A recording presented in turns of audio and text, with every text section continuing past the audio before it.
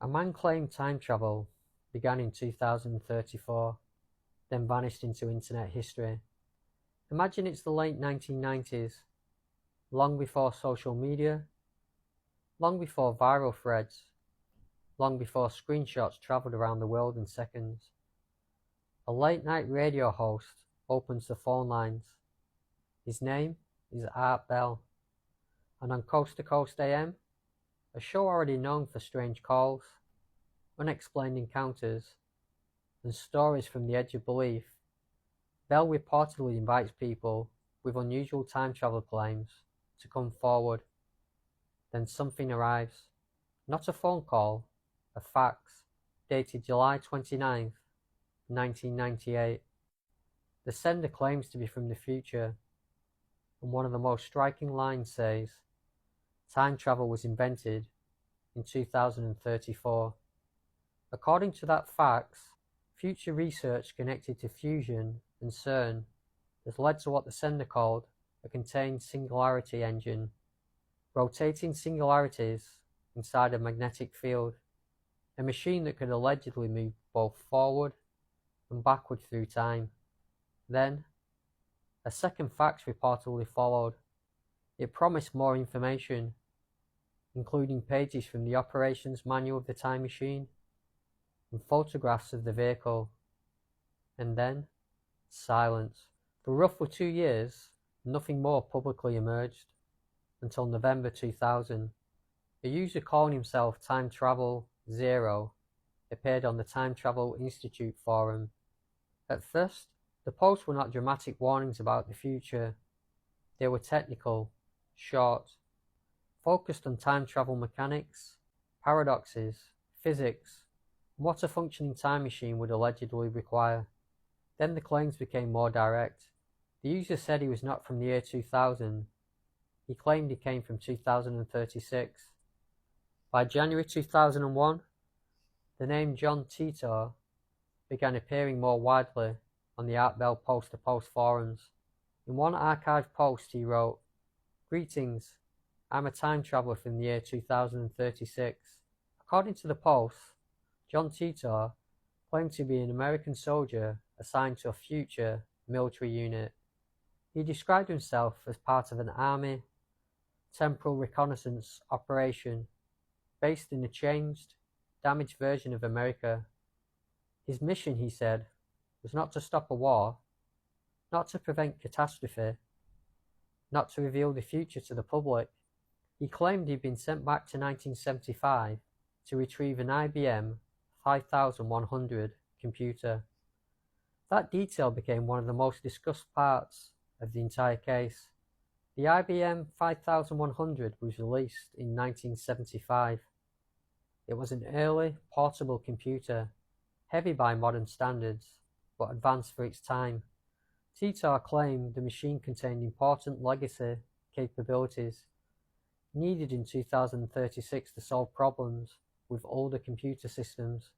Later reporting and discussion focused on the IBM 5100's ability to emulate older IBM systems, a technical feature not widely known to the general public.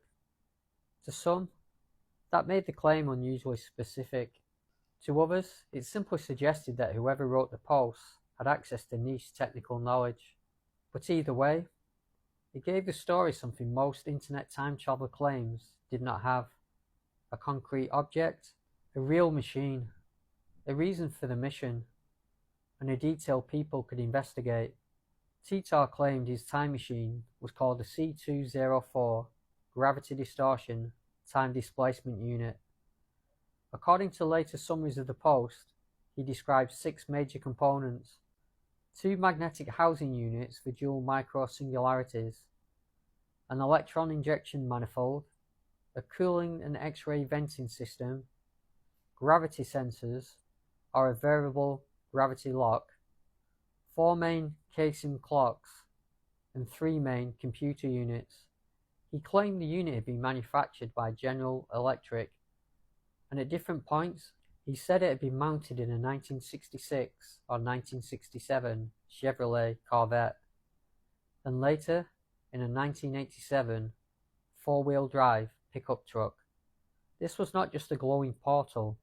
In Titor's story, time travel was mechanical, dangerous, calculated.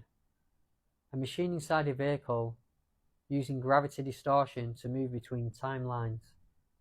And this is where another key idea enters the story: world lines. According to Titor, traveling through time did not place a person perfectly back into their own past. Instead, it moved them into a nearby world line, a timeline similar to their own, but not identical.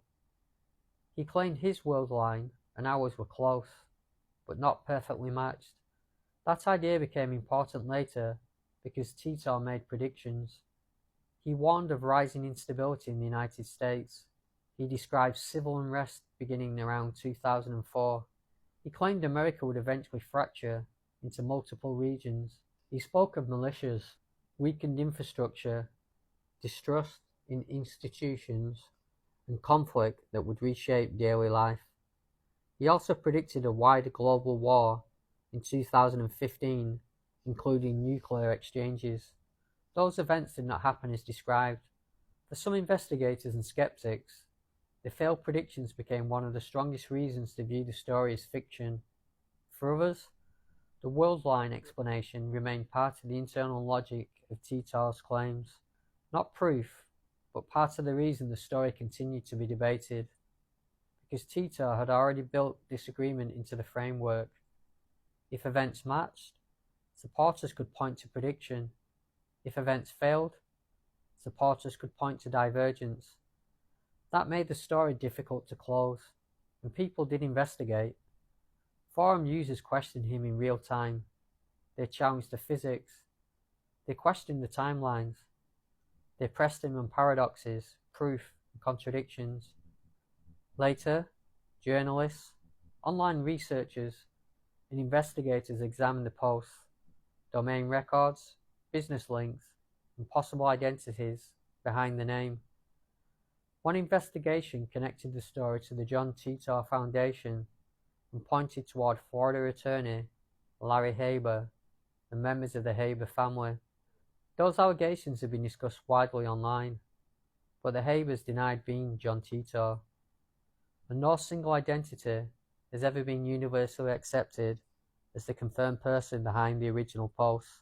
That uncertainty is part of why the story remains alive, because the John Titor case is not just one claim, it is a chain of details.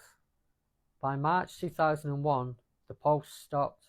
No final proof, no public demonstration, no confirmed identity, just archived messages, technical claims, and unanswered questions left behind. Today, some researchers and commentators view the John Titor story as an elaborate early internet fiction or collaborative online creation. Others remain fascinated by the precision, consistency, and technical detail contained throughout the posts, and perhaps that is why the mystery still survives. Because unlike most internet legends, John Titor did not simply claim to know the future, he described it in detail.